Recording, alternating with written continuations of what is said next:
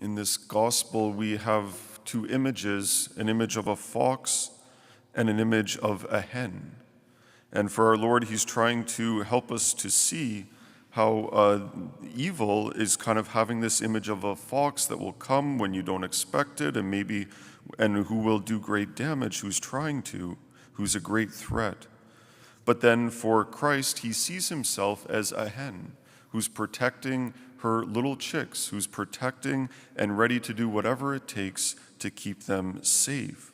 There's this battle that we experience in this world, and we know it's there. We experience it out there, and we even experience it sometimes in ourselves, that constant struggle between good and evil. St. Paul, in his letter to the Ephesians, he warns us that the struggle against good and evil isn't just like a struggle between individual people or even just worldly things, but it's also a spiritual struggle. There's a real spiritual battle between good and evil, between the good angels and the bad ones.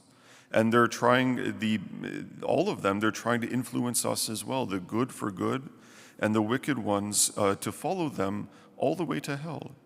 And not just to end up in hell, but to put us in that state even here in this life, in a state of misery.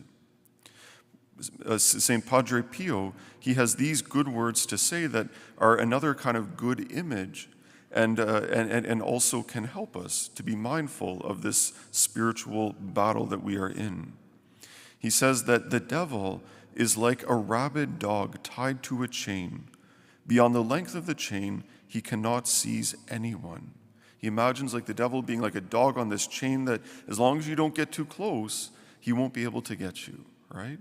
But if you go within that realm of the length of his chain, then look out because you're in his zone.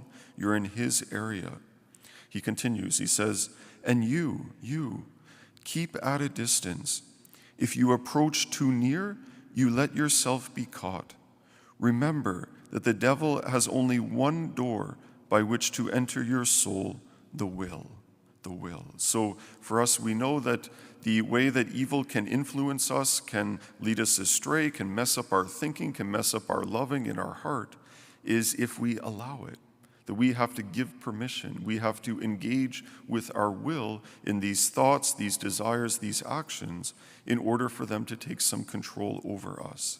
And so the thought for today is, how am I exercising my will? How do I use my will to make sure that I'm focused on the things of God?